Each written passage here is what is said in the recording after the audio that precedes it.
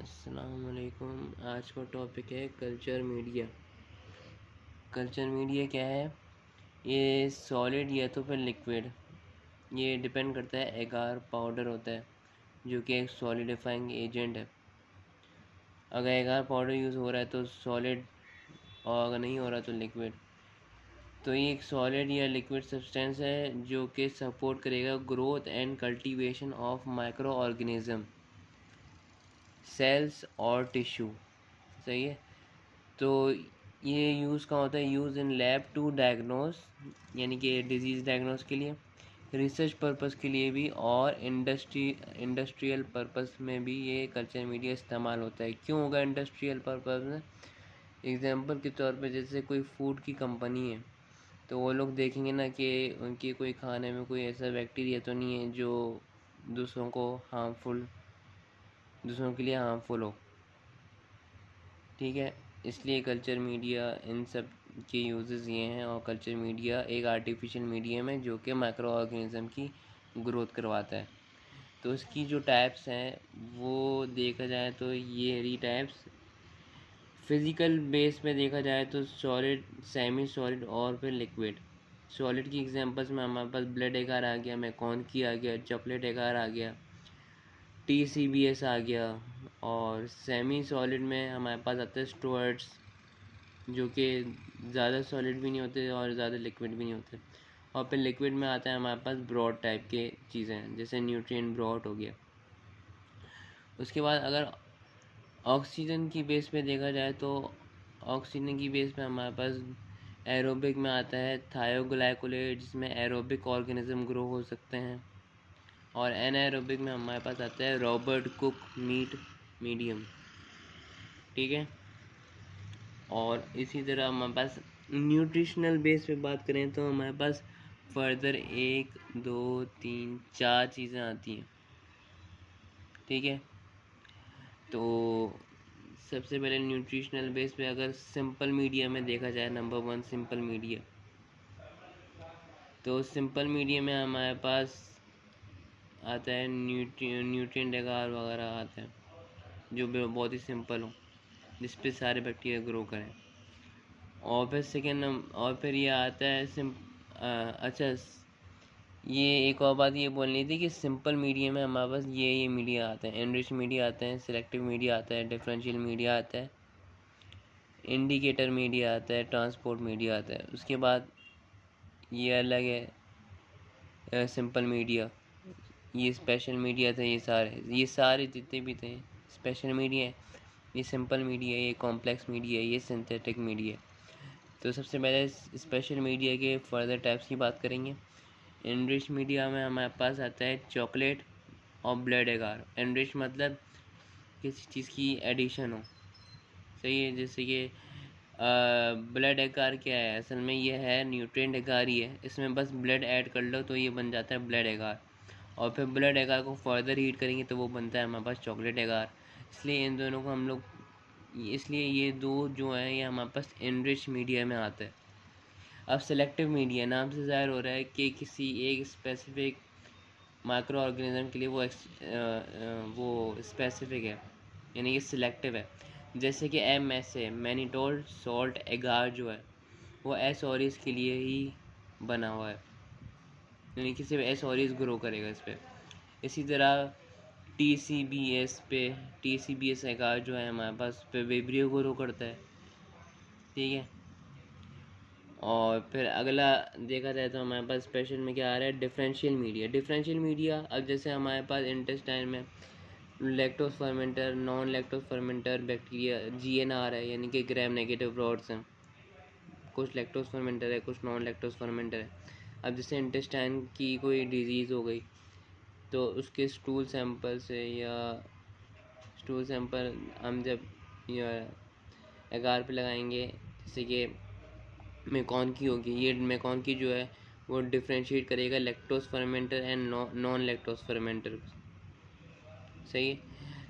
मेकॉन की जो है वो अगर लैक्टोज फर्मेंटर है तो पिंक कॉलोनीज देगा। ठीक है। अगर नॉन लैक्टोज फर्मेंटर है तो ये कलरलेस रहेगा। ठीक है। तो ये डिफरेंशियल मीडिया है जो मेकॉन की जो लैक्टोज और नॉन लैक्टोज फर्मेंटर को डिफ्रेंशिएट करता है। इसी तरह हमारे पास देखा जाए तो MSA जो है वो डिफ्रेंशिएट करेगा एस ऑरियस को और एस स्टेफलोकोक्साई को, यानी कि एस स्टेफलोकोक्साई ऑरियस को स्टेफलोकोक्साई ऑरियस को बाकी स्टेफलोकोक्साई से डिफ्रेंशिएट करेगा।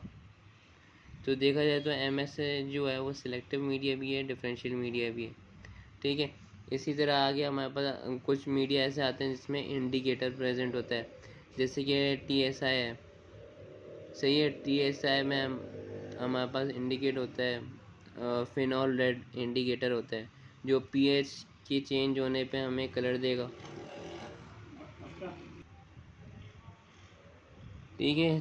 तो TSI में हमारे पास फिनॉल रेड इंडिकेटर होता है जो कि pH की बेस पे कलर चेंज करेगा, ठीक है। वो फर्दर हम बाद में देखेंगे अलग अलग मीडिया को डिटेल में। और फिर आगे आता है ट्रांसपोर्ट मीडिया।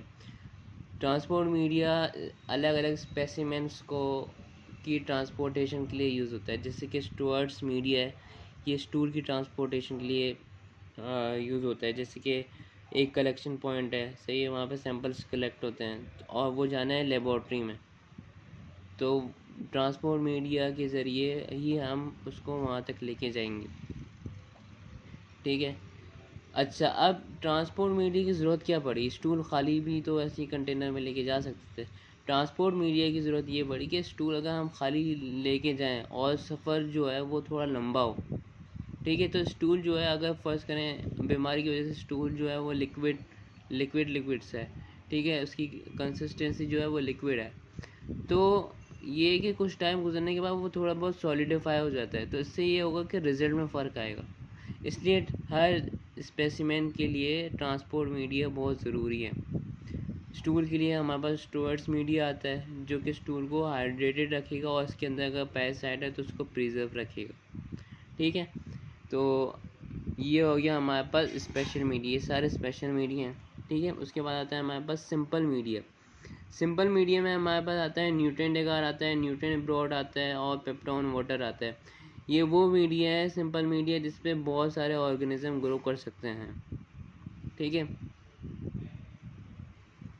यानी इनडायरेक्टली हम इससे मतलब क्वालिटी कंट्रोल में भी यूज़ कर सकते हैं, सही है। लेकिन क्वालिटी कंट्रोल के लिए मेन जो एगार है वो कोई दूसरा एगार है, वो हम फर्दर डिस्कस करेंगे, वो मैं वीडियो बनाऊंगा तो वो वीडियो देखिएगा। और आगे की बात करें तो हमारे पास आता है कॉम्प्लेक्स मीडिया। कॉम्प्लेक्स मीडिया में हमारे पास भी ये न्यूट्रिएंट एगार, ब्लड एगार आता है, ठीक है। कॉम्प्लेक्स मीडिया मतलब जो कि दो या तीन चीज़ों से ज़्यादा बने, जैसे जिसमें 5-6 चीज़ें। और आगे आता है फिर हमारे पास सिंथेटिक मीडिया। सिंथेटिक मीडिया मतलब सिंथेसिस की बेस पे, यानी कि सिट्रेट एगार में वो बैक्टीरिया वो बैक्टीरिया की आइडेंटिफिकेशन होगी जो कि सिट्रेट को फर्मेंट करें। इसी तरह सल्फ़र इंडोर मोटिलिटी SIM, इस पर सल्फ़र की फर्मेंटेशन होती है और मोटिलिटी भी हम चेक करते हैं, इंडोर भी। तो जितने भी बायोकेमिकल्स मीडिया हैं वो है सिंथेटिक मीडिया, ठीक है। अब ये आगे आता है हमारे पास basic knowledge of preparation of culture media, यानी कि कल्चर मीडिया कैसे प्रिपेयर होता है उसकी एक बेसिक सी नॉलेज है जो कि हमें पता होना चाहिए। In process of culture bacteria steps जो है हमारे पास वो है, सबसे पहले preparation of suitable culture media. Step 2 initial removal of other organism and it's container, यानी कि कंटेनर जो है वो स्टरलाइज होना चाहिए और कोई अदर बैक्टीरिया ना हो, अदर ऑर्गेनिज्म ना हो, सही है। अगर है भी तो उसको रिमूव करने का तरीका। Number step 3 adjust pH of medium. pH भी बहुत ज़्यादा मैटर करती है। एग्जाम्पल के तौर पे यूरिन का जो pH है वो फर्स्ट करें 6.8 है, तो मीडियम का जो pH होगा वो भी वही सेम होना चाहिए। जैसे कि यूरिन जो है एग्जाम्पल के तौर पे उसका pH है 6.8, तो यूरिन का जो हम लोग सैंपल जो हम लगाते हैं वो है क्लैड एगार पे हम लगाते हैं, क्लैड एगार, सही है। यूरिन का जो हमेशा सैंपल होता है वो क्लैड एगार पे लगता है। ये एमसीक्यूज पॉइंट ऑफ व्यू से बहुत इंपॉर्टेंट है और वाइवा के हिसाब से भी इम्पोर्टेंट है। तो ये कि पीएच जो है वो इंडिया में बहुत मैटर करती है। अगर क्लैड का पीएच जो है वो यूरिन के मुताबिक नहीं हुआ, यूरिन से मिलता जुलता ना हुआ, तो ये कि बैक्टीरिया भी ज़ाहिर सी बात है ग्रो नहीं करेंगे। ठीक है, तो ये 3 चीज़ें का हम लोगों को बहुत ख़ास ख्याल रखना पड़ता है कल्चर मीडिया की प्रिपरेशन के लिए। Number 1, preparation of suitable culture media. सही है, कल्चर मीडिया बना दिया, उसके बाद रिमूवल ऑफ अदर ऑर्गेनिज्म या कंटेनर जो है वो स्टेराइल होना चाहिए, स्टेलाइजेशन से। और फिर नंबर 3 क्या है, पीएच जो है वो एडजस्ट होना चाहिए। सही है, इससे क्या होगा, creation of culture of organism, यानी कि ऑर्गेनिज्म जो है उसकी आइसोलेशन बिल्कुल प्रॉपर तरीके से होगी। उसके बाद बात करते हैं हम लोग सबसे पहले स्टेप 1 की, preparation of media, basic for almost all media, यानी कि हर मीडिया की बेसिक प्रिपरेशन की बात करें हम तो सबसे पहले बात होती है ब्रॉड की। सही है, ब्रॉड मतलब मीट। ठीक है, ब्रॉड का मतलब होता है meat. Provide most suitable substance for bacterial growth, यानी कि मोस्ट सूटेबल चीज़ कौन सी है बैक्टीरिया की ग्रोथ के लिए, ब्रॉड यानी कि मीट। सही है, उसके बाद मीडिया जो है वो सॉलिड भी हो सकता है, लिक्विड भी हो सकता है, बेस्ड ऑन एगार, जो मैं पहले बता चुका हूँ। एगार क्या है, एक सॉलिडिफाइंग एजेंट है। ठीक है, उसके बाद commercial meat extract is used, यानी कि कोई भी बाहर दुकान से हम बकरे का गोश्त ले लें, ये ले लें, वो ले लें, ऐसा नहीं होगा। कमर्शियल मीट के एक्सट्रैक्ट्स बने हुए होते हैं। सही है, उससे हम कहते हैं लैब लैम्को। ठीक है, ये यूज़ किया जाता है मीडिया में। अगर हम बाहर से दुकान से लें तो उससे ये होगा कि उस गोश्त में कंटेमिनेशन भी हो सकती है। ठीक है, इसलिए कमर्शियली प्रीपेयर्ड मीट हम यूज़ करेंगे, जो कि हमारे पास है लैब लिम्को। ये बेसिक सब्सटेंस है फॉर बैक्टीरियल ग्रोथ। ठीक है, उसके बाद क्या है हमारे पास, पेप्टोन। सही है, पेप्टोन क्या है, addition of digested and uncoagulable proteins, यानी कि addition of digested and uncoagulable protein formed by enzymatic hydrolysis to broad enhance bacterial growth, यानी कि मीडिया में अनकोगुलेबल प्रोटीन जो हैं और सही है, उसको पेप्टोन जो है वो एंजाइमेटिक हाइड्रोलिसिस करेगी, यानी कि पेप्टोन जो है वो एंजाइमेटिक एक्शन के ज़रिए हाइड्रोलाइज करेगा इसको, अनकोगुलेबल प्रोटीन को। सही है, यानी कि वो प्रोटीन जो बैक्टीरिया ग्रोथ को रोकेगी या बैक्टीरिया ग्रोथ के लिए सही नहीं होती, तो उन प्रोटीन को ये ख़त्म करेगा। कौन, पेप्टोन करेगा। उससे ये होगा कि बैक्टीरिया ग्रोथ क्या हो जाएगी, इन्हेंस हो जाएगी। ठीक है, उसके बाद आता है हमारे पास सॉलिड मीडिया। ये तो हो गई प्रिपरेशन ऑफ मीडिया, सिंपल सी एक वो चीज़ें जो कि बैक्टीरिया ग्रोथ के लिए बहुत ज़्यादा इम्पोर्टेंट है। अब सॉलिड मीडिया की बात करें तो प्रिपरेशन बाय एड जिलेटिन या एगार, ये दोनों क्या है, सॉलिडिफाइंग एजेंट है टू ब्रॉथ। सही, ब्रॉथ क्या है मैं बता चुका हूँ, मीट एक्सट्रैक्ट है। सही है, जिसे हम कमर्शियली प्रीपेड मीट एक्सट्रैक्ट जो क्या है लैब लिम्को, लैब लिम्को में हम ये ऐड करेंगे तो हमारे पास सॉलिड मीडिया बनेगा। सही, जिलेटिन क्या है, जिलेटिन एगार की तो पाउडर लाइक है वो। सही है, एगार बाद में बात करेंगे, पहले जिलेटिन क्या है, जिलेटिन क्या है, एल्ब्यूमिन है एक। सही है, एल्ब्यूमिन प्रोटीन है। सही है, like derive from tenders cartilage. सही है, यानी कि बोन कार्टिलेज जो होता है हमारे बोन्स और बोन्स में जो कार्टिलेज और टेंडन्स होते हैं उससे क्या उसमें से जो एल्ब्यूमिन है वो चीज़ है क्या, जिलेटिन। ठीक है, अब एगार की बात करें तो ये एक सी वीड है कलेक्टेड फ्रॉम चाइना या जापान, दोनों जगह समंदर में एक सी वीड है, वहाँ से एगार बना था। सही है, तो यही चीज़ सॉलिडिफाइंग एजेंट के तौर पे हम लोग यूज़ कर रहे होते हैं मीडिया में। ठीक है, ऐड टू ब्रॉड, यानी कि ये एगार की एडिशन होगी ब्रॉड में, गिव 1 to 2% कंसनट्रेशन। सही है। सॉलिड मीडिया हमारे पास क्या आता है, हमारे पास एग्जांपल में न्यूट्रिएंट एगार आ गया। सही है। अदर सॉलिडिफाइंग एजेंट्स, जिलेटिन और एगार के बाद हमारे पास अदर सॉलिडिफाइंग एजेंट्स क्या हो गई, एग हो गए, पोटैटोज हो गए। ठीक है। यानी ओवरऑल इसकी समरी देखें तो हमारे पास सॉलिडिफाइंग एजेंट्स में क्या क्या आता है, हमारे पास जिलेटिन आता है, और जो कि एल्ब्यूमिन जो कार्टिलेज से निकला हुआ है, और दूसरी बात में क्या है, हमारे पास एगार आता है जो कि सीवीड है, जो चाइना या जापान से आता है, इंपोर्ट हो गए पाकिस्तान। और फिर उसके बाद आता है हमारे पास सॉलिडिफाइंग एजेंट्स, इसमें क्या आता है हमारे पास एग्स हो गए और पोटैटोज, ये अदर सॉलिडिफाइंग एजेंट्स हैं। ठीक है। तो पीछे हमने क्लासिफिकेशन ऑफ कल्चर मीडिया देखा था। अब देखेंगे टाइप्स ऑफ कल्चर मीडिया। सबसे पहले आता है सिंपल मीडिया। सही है।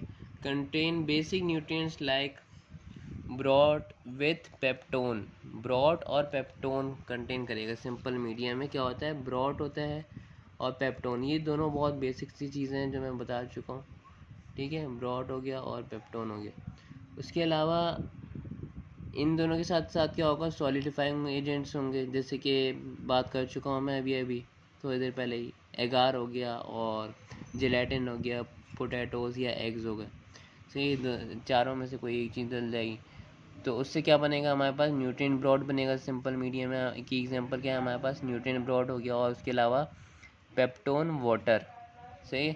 उसके बाद बात करें हम लोग enrich media. Sometimes it is not good for pathogen, वो पैथोजन ऑर्गेनिज्म मतलब वो ऑर्गेनिज्म जो कि पैथोजेनिक हो, यानी कि डिजीज कॉज करवा रहे हो। सही है। उसके बाद क्या है, for growth so it is essential to some enrich material.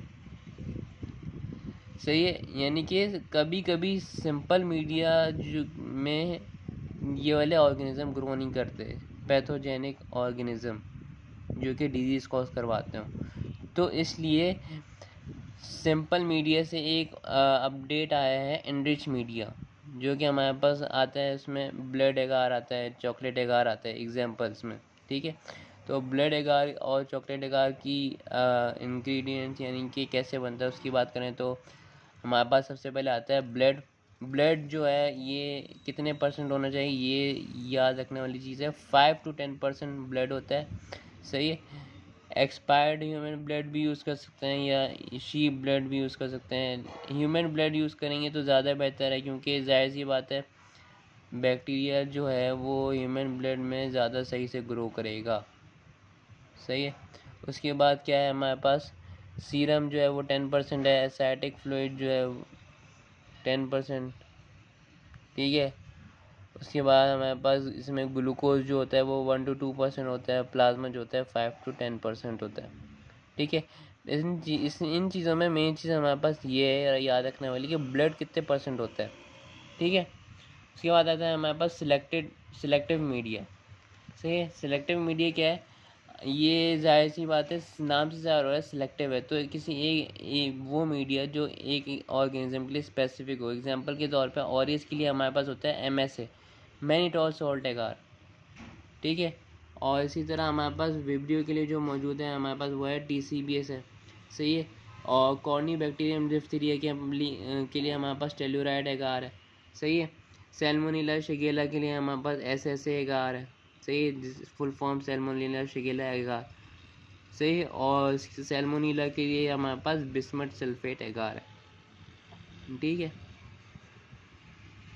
अब आगे आता है हमारे पास डिफरेंशियल मीडिया। डिफरेंशियल मीडिया क्या है, हमारे पास वो मीडिया जो एक बैक्टीरिया के ग्रुप को या एक बैक्टीरिया को दूसरे बैक्टीरिया से डिफरेंशिएट करे, अलग करे।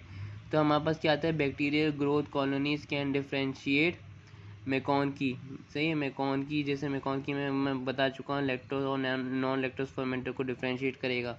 सही। जैसे कि क्लैप्सिला जो है वो लैक्टोज फर्मेंटर है और प्रोटीज जो है वो नॉन लैक्टोज फर्मेंटर है। क्लैप्सिला जो है वो मैकॉन्की पे पिंक कॉलोनीज देगी और प्रोटीज जो है वो कलरलेस कॉलोनी देगी। ठीक है। तो इससे हमें पता चल जाता है कि ऑर्गेनिज्म इज़ लैक्टोज फर्मेंटर और नॉन लैक्टोज फर्मेंटर। ठीक है, तो क्लैड। अब नंबर 2 डिफरेंशियल मीडिया की बात करें तो हमारे पास आता है क्लैड। क्लैड की फुल फॉर्म है सिस्टीन लैक्टोज इलेक्ट्रोलाइट मीडियम। सही है, इस पे जो है वो यूरिन ऑर्गेनिज्म ग्रो होते हैं। ठीक है, अच्छा अब जब ये टाइप्स खत्म हो जाएंगे तो मैं वो भी बताऊंगी कि कौन सी मीडिया में कौन से इंडिकेटर प्रेजेंट है। ठीक है, और आगे आता है तो ये वीडियो जो है वो एंड तक देखें ताकि आपकी नॉलेज में भी इजाफा हो, और वो चीज़ें भी बहुत ज़्यादा इम्पोर्टेंट है इन वाइवा पर्पस। ठीक है, तो आगे आता है हमारे पास ट्रांसपोर्ट मीडिया। ट्रांसपोर्ट मीडिया में हमारे पास आता है सॉलिड और सेमी सॉलिड। ठीक है, ट्रांसपोर्ट मीडिया मैं बता चुका हूँ कि क्यों ज़रूरी है। सही है, ट्रांसपोर्ट मीडिया क्यों ज़रूरी है और क्यों करते हैं हम लोग, ये मैं बता चुका हूँ। इसकी एग्जांपल्स में पहले स्ट्रोवर्ड्स देखे थे हम लोग। उसके अलावा हमारे पास ट्रांसपोर्ट मीडियम में आता है कैलिब्लेयर मीडियम आता है। ये एंटेरिक पैथोजन यानी कि इंटेस्टाइन पैथोजन के लिए होता है। और एमीज ट्रांसपोर्ट मीडियम जो है वो गोनोकोकाई यानी कि नाइजीरिया गोनोरिया के लिए इस्तेमाल होता है। स्टूअर्स जो है वो स्वाब और स्वाब की ट्रांसपोर्टेशन के लिए और स्टूल की ट्रांसपोर्टेशन के लिए इस्तेमाल होता है। ठीक है, अब आता है हमारे पास आइडेंटिफिकेशन मीडिया। सही है, आइडेंटिफिकेशन मीडिया में हमारे पास क्या होता है, substrate and certain chemical added for identifying bacteria, यानी कि कुछ सबस्ट्रेट और कुछ केमिकल हम ऐड कर रहे होते हैं ताकि बैक्टीरिया की आइडेंटिफिकेशन हो। एग्जांपल के तौर पे हमारे पास आता है पेप्टोन वाटर आता है, शुगर आता है, स्लोप, क्लेगलर, आयरन एगार आता है, सिट्रेट एगार आता है। ये सब आइडेंटिफिकेशन मीडिया के एग्जांपल्स हैं। ठीक है, तो आइडेंटिफाई कैसे होगा, आइडेंटिफाइड चेंज इन कलर से, कलर में इन एगार्स की कलर में चेंज होगा या तो फिर गैस प्रोड्यूस होगी मीडिया में। ठीक है, आगे आता है हमारे पास enrichment media. Enrichment media some organism need to grow on enrichment environment and some need to grow and some to inhibit at same time। यानी कि एनरिचमेंट मीडिया ये वो मीडिया है जो कुछ बैक्टीरिया को ग्रो करवाएगा और कुछ को ग्रो करने से रोकेगा। सही, एग्जाम्पल के तौर पे एग्जाम्पल और एक्सप्लेनेशन की बात करें तो जैसे ये टीटी ब्रॉट है। सही है, ये सैल्मोनीला की ग्रोथ कराएगा। सही है, तो सैल्मोनीला हमारे कहाँ होता है, इंटेस्टाइन में प्रेजेंट होता है ना। तो नॉर्मल फ्लोरा के तौर पे इंटेस्टाइनल नॉर्मल फ्लोरा यानी कि इंटेस्टाइन में और भी ऑर्गेनिज्म मौजूद है, माइक्रो ऑर्गेनिज्म, जैसे क्लैप्सिला हो गया, ई कोलाई हो गया, एक्सेट्रा। तो हमें ये सैल्मोनीला की ग्रोथ करवानी है खाली, तो हम टीटी ब्रॉड यूज़ करेंगे। और ये जो टीटी ब्रॉड है ये इंटेस्टाइनल फ्लोरा इन सबको क्या करेगा, इनहिबिट करेगा, इनकी ग्रोथ को, ये इनकी ग्रोथ होने से रोकेगा। इसी तरह सेलिनाइट एफ एगार है। ठीक है, ये सिर्फ शिगेला की ग्रोथ करवाएगा। ठीक है, तो इसको बोलते हैं एनरिचमेंट मीडिया। और आगे आता है कोल्ड एनरिचमेंट। कोल्ड एनरिचमेंट में यानी कि कोल्ड एनवायरनमेंट एनरिचमेंट मीडिया, जैसे ये दो मीडिया होगा। सही, टेम्परेचर पे भी बेस करते हैं। सही, कोल्ड टेम्परेचर में लिस्टीरिया ग्रो करेगा, हॉट में लेजुनेला ग्रो करेगा। ठीक है, ये भी बहुत इंपॉर्टेंट चीज़ है। सही, in all temperature concern organism grow well while other inhibited, यानी कि हर ऑर्गेनिज्म अलग अलग टेम्परेचर पे ग्रो करते हैं, बाकी जो होंगे वो इनहिबिटेड होंगे। सही, जैसे सेलिनाइट एफ एगारस में हम लोग इनोकुलेशन करें। सही, अब शेगेला जिस टेम्परेचर पे ग्रो करेगा हम उसको, जैसे कोल्ड पे शेगेला ग्रो करेगा, और ये क्लैप्सिला ई कोलाई वगैरह जो है वो हॉट पे ग्रो करेंगे, तो ये क्या हो जाएंगे, इनहिबिटेड हो जाएंगे, और सैल्मोनेला की क्या हो जाएगी, ग्रोथ हो जाएगी। ठीक है, अच्छा अब वो कुछ मीडिया जो बहुत ज़्यादा इम्पोर्टेंट है उनके इंडिकेटर की बात करेंगे हम लोग। सही, और प्रिंसिपल की बात करेंगे और उसकी पीएच की बात करेंगे कि पीएच क्या होना चाहिए।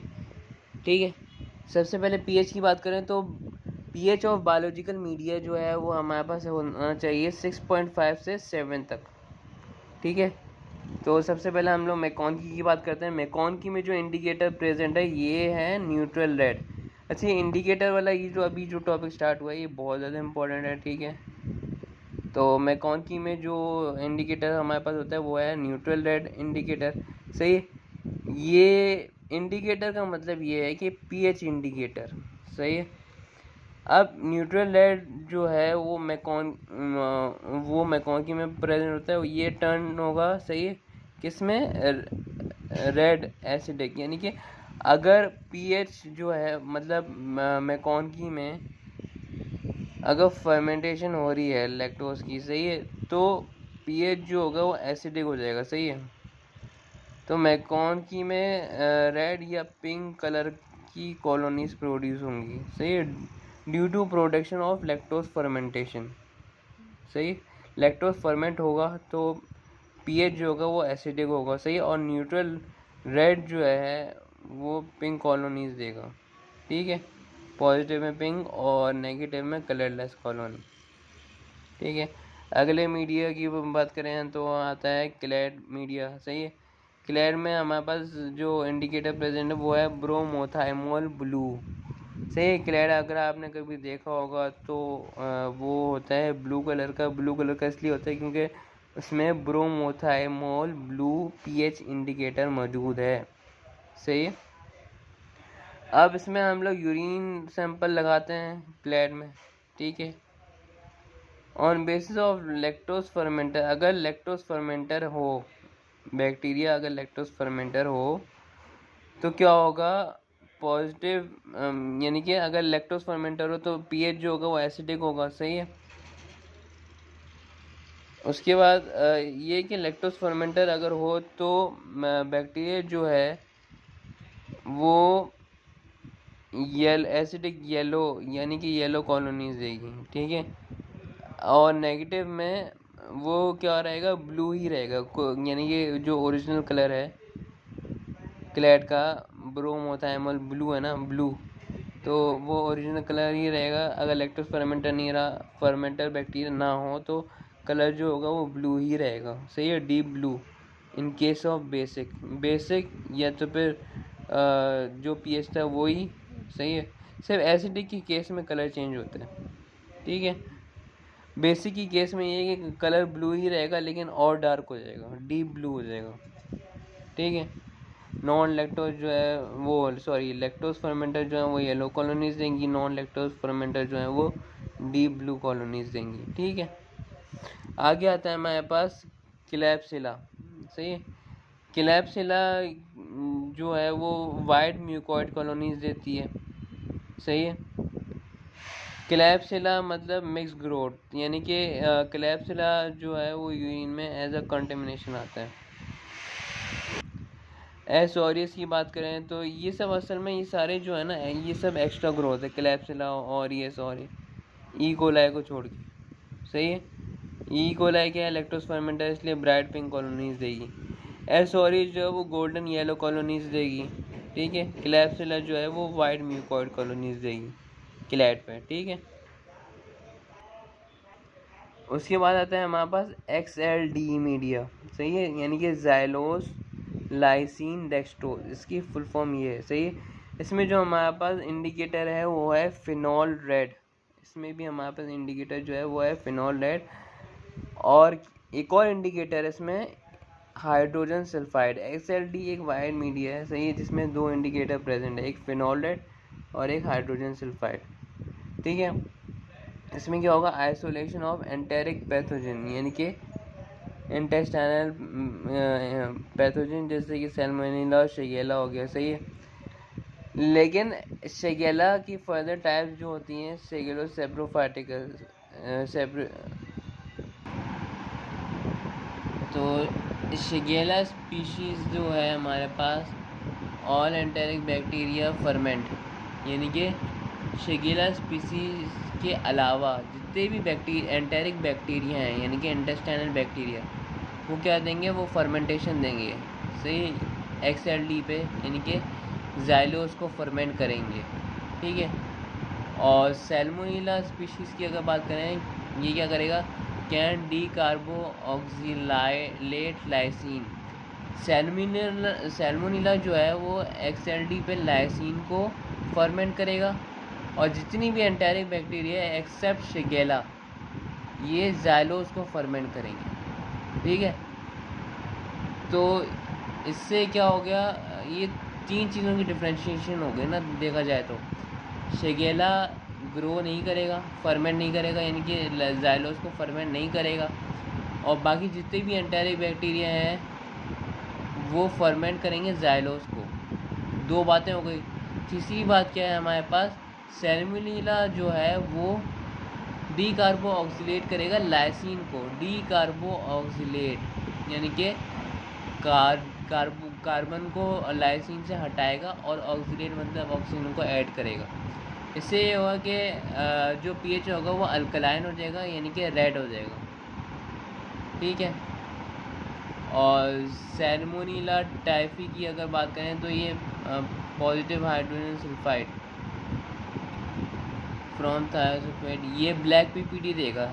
सैल्मोनेला टाइफी जो है, सैल्मोनेला की भी फर्दर स्पीशीज है, लेकिन सैल्मोनेला टाइफी जो है वो ब्लैक पीपीटी यानी कि ब्लैक कॉलोनीज देगी और रेड बैकग्राउंड के साथ ब्लैक कॉलोनीज होंगी, ठीक है। उसके बाद आता है हमारे पास TCBS, थायोसल्फेट सिट्रेट बाइल, सही है। ये इस पर हम लोग विब्रियो ग्रो करवाते हैं, यानी कि विब्रियो मतलब लिक्विड स्टूल्स, वो स्टूल जिसकी कंसिस्टेंसी जो है वो लिक्विड टाइप की हो, यानी कि वाटरी डायरिया, सही। यानी कि सस्पेक्टेड वाटरी डायरिया में सस्पेक्टेड क्या होता है, विब्रियो होता है। तो जैसे ही वो सैंपल आता है हम वो उसको TCBS में लगा देते हैं। TCBS में इंडिकेटर क्या है, ब्रोमोथाइमोल ब्लू है और थाइमोल ब्लू है। इसमें भी देखा जाए तो 2 ही वो हैं, pH इंडिकेटर है, ब्रोमोथाइमोल ब्लू और थाइमोल ब्लू, सही। तो इसमें क्या होगा, विब्रियो जो है वो फर्मेंट करेगा किसको, सक्रोज को फर्मेंट करेगा। तो turn indicator from blue to yellow में कर देगा, सही है। जाहिर सी बात है जब सक्रोज फर्मेंट होगा एसिडिक मीडियम होगा, एसिडिक मीडियम में कलर ज़्यादातर क्या हो रहा है, येलो हो रहा है, पीछे भी हमने देखा है, सही, ब्लू से येलो हो गया। उसके बाद आता है MSA, मैनिटोल सॉल्ट एकार, ये एस ऑरियस की ग्रोथ के लिए होता है मैनिटोल सॉल्ट एकार, और फिनॉल रेड इंडिकेटर होता है इसमें, सही है। फिनॉल रेड जो है अगर बैक्टीरिया ऑर्गेनिज्म जो है वो एस ऑरियस है तो मैनिटोल को फर्मेंट करेगा, और फिनॉल रेड जो है फिनॉल रेड जो पीएच इंडिकेटर है, इस ये मैनिटोल जब फर्मेंट होगा तो पीएच जो होगा वो एसिडिक मीडियम में हो जाएगा ना, तो फिनॉल रेड जो है वो क्या हो जाएगा, पिंक से येलो हो जाएगा, येलोइश सा हो जाएगा, सही है। इसी तरह एपिडर्माइटिस जो है वो क्या करेगा, ग्रो करेगा लेकिन वो फर्मेंटेशन नहीं देगा, मैनिटोल को फर्मेंट नहीं करेगा लेकिन ग्रो करेगा। तो ये कौन सी कॉलोनी देगा, कलरलेस कॉलोनी देगा, जबकि एस ऑरेंज जो है वो येलो कॉलोनी देगा मैनिटोल सॉल्ट एगार पे, सही है। तो आगे आता है हमारे पास क्रोम एगार। क्रोम एगार जो होता है वो हमारे पास ईस्ट के लिए होता है, सही है। अब ये क्या करेगा, ईस्ट मतलब कैंडिडा, सही है। ये अलग अलग कैंडिडा स्पीशीज़ को डिफ्रेंशिएट करेगा। क्रोम एगार पे कैंडिडा एल्बिकेंस जो है वो ग्रीन कलर देगा, सही है। कैंडिडा ये असल में ईस्ट जो है ये फंजाई की बात हो रही है।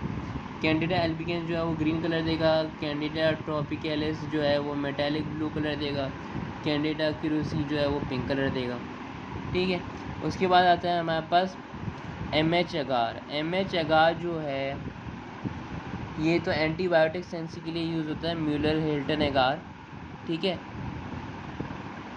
और म्यूलर हिल्टन एगार की ख़ास बात ये है कि ये एंटीबायोटिक के लिए इसलिए इस्तेमाल होता है क्योंकि इस पर सारे ऑर्गेनिज्म ग्रो कर जाते हैं, और इसमें जो हम एंटीबायोटिक की जो डिस्क लगाते हैं तो सही है वो इसमें सही से डिफ्यूज़ हो जाती है, इसलिए म्यूलर हिल्टन एगार, सही है। अब सूडोमोनास, अलग अलग सूडोमोनास की और बाकी जो ऑर्गेनिज्म है उनकी पिगमेंट्स नज़र आ रही होती है हमें MH पे।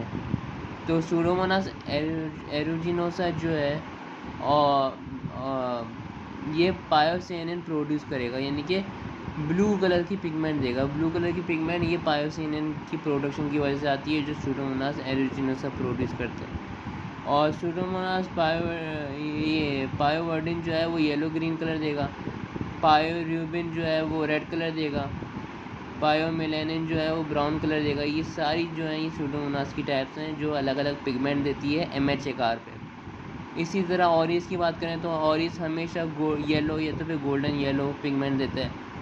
उसके बाद सिरेशिया मार्सेसेंस की बात करें तो ये ब्राइट रेड कलर की पिगमेंट देगी MH पे, ठीक है। अच्छा, एक और बात बताना भूल गया मैं कि कोई भी एगार में हम एगार बनाते हुए वाटर तो इस्तेमाल होता है ना, जाहिर सी बात है, क्योंकि वाटर से ही वो पाउडर जो है एगार पाउडर जो है वो मिक्स होगा और फिर हमारे पास कोई भी मीडिया या एगार बनेगा, ठीक है। लेकिन वाटर हम यहाँ नॉर्मल टैप वाटर इस्तेमाल नहीं कर रहे हैं, हम यहाँ इस्तेमाल कर रहे हैं डिस्टिल वाटर। अब सवाल ये बनता है कि हम डिस्टिल वाटर इस्तेमाल क्यों कर रहे हैं।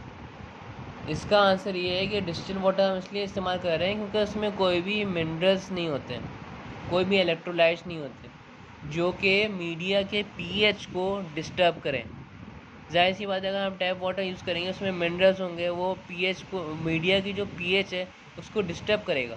और जब मीडिया की pH डिस्टर्ब होगी तो उस पर माइक्रो ऑर्गेनिज़म जो ग्रो करने वाले होंगे वो नहीं करेंगे, क्योंकि बैक्टीरिया को जो pH चाहिए वो तो नहीं रहेगी ना टैप वाटर की वजह से।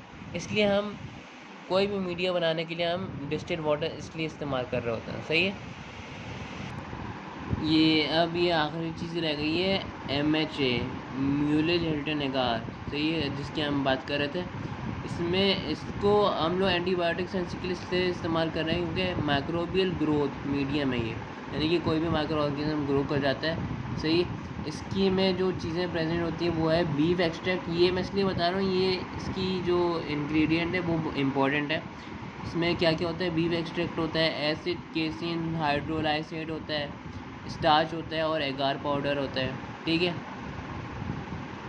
स्टार्च क्यों डल रहा है इसमें, स्टार्च इसलिए डल रहा है क्योंकि एब्जॉर्ब करेगा। ये किसको एब्जॉर्ब करेगा, एंटीबायोटिक्स को एब्जॉर्ब करेगा, सही है। एंटीबायोटिक सेंसी लगाना है ना MHA पे, म्यूलेज-हिल्टन एगार पे, तो इसलिए स्टार्च इस्तेमाल हो रहा है, सही है।